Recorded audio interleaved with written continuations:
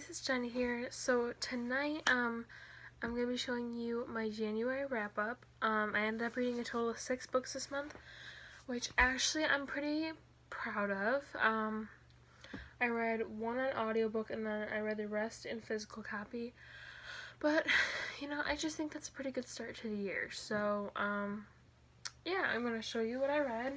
Even though you probably already know because I readathoned it and vlogged it all. So a disclaimer before I start this is I have a 4-day long reading vlog. A lot of it just ended up kind of being like personal and just follow me around, and I didn't really do that much reading, but I just did a lot of like introducing to my life, and like you got to meet some of my animals, and it's just like it was completely unfiltered, and it ended up being an hour long, and it goes over the course of 4 days, and I just don't know if that's something that you guys would still want me to post or not. So if you would like me to post that reading vlog, comment down below and tell me so that I can put it together and share it with you guys. So without further ado, I'm gonna start showing you these, and I'm gonna do it in order of what I read. So, okay. The first book that I read this month was I almost said Queen of Hearts. War of the Cards by Colleen Oakes. This was book 3 in the Queen of Hearts trilogy, and I really, really did like this one. I think I gave this one a 4.5 out of 5 stars. It was really good.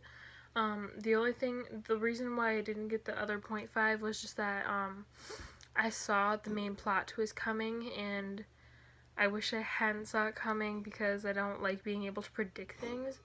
But the rest of it was super, super good, and I just couldn't think of a better way to wrap up the story. So I can't go too in depth about it, but yeah, that's what I thought about it. That's favorite. Okay, so the second book, or I'm just gonna do this in a group. Then, as my 2, 3, and 4, I read the Visions trilogy by Lisa McMahon. This is a reread for me around like the 6th time around. I love these just as much as I did the other times that I've read them. They're so good. I gave them all 5 out of 5 stars. The first one is about a girl named Jules, who she ends up seeing this vision of a snowplow running into a restaurant and exploding the building, and then she sees 9 body bags in the snow. And she sees this vision like from billboards to movie theaters to cell phone screens to computers, and it just keeps getting worse. And then she figures out that this is actually going to happen around her area, and she has to find some way to stop it before a bunch of these people die. And yeah, it just follows her trying to figure out the clues of it, and then it just goes on through the series as it passes down to different people. And I just love this trilogy so much. I will never get rid of these books because I just love them so much. Okay, so then I read They Both Die at the End by Adam Silvera. This was a tearjerker for me. I cried so hard. But this is centered on 2 guys named Rufus and Mateo. They have been informed that within the next 24 hours they are going to die. So with the help of this app called the Last Friend app, they find each other and they spend this last day together and they live it to the fullest, and oh my god, guys, I was bawling. I give this a 5 out of 5 stars as well. You guys, this book was just so good. I loved it. I was loving it more than I thought I was gonna love it, so that's good. Okay, so then the final book that I got through in January was Hunting Prince Dracula by Carrie Maniscalco. This was the one that I read on audiobook, but I still really did like it. I just think it could have been shorter, and it could have had more action in it. It was more just like fluffer stuff, and it just felt like it dragged on a little bit. But I still really did like it, and I really liked the girl that did the audiobook. And so yeah, I gave this a 4 out of 5 stars, and that's just because I just felt like it kind of like hit kind of a dull spot after how good the first book was. And that's kind of how I felt about Blood of Wonderland, which is the sequel to Queen of Hearts. So, yeah, overall, I really liked everything I read this month.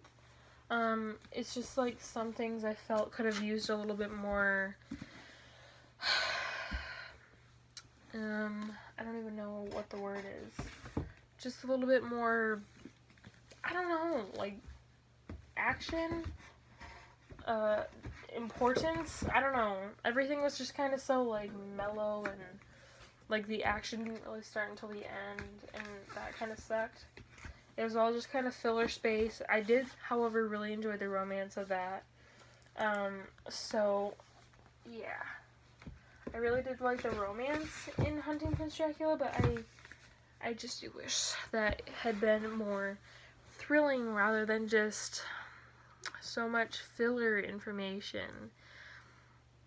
But yeah, I don't really want to do my February TBR right now, like in this video, because I don't know. I just don't really want to because I want to go into depth about all these books. So yeah, I am like halfway through Walk on Earth a Stranger, and I did start the audiobook for Tiger Lily, but I didn't get through those, and I know that I'm not going to because it's already 30th, so January ends tomorrow. So yeah. Thank you guys for watching. If you like this video, give it a thumbs up and subscribe, and tell me what your favorite book that you read this month was, and what your most anticipated read will be for February. Thanks for watching.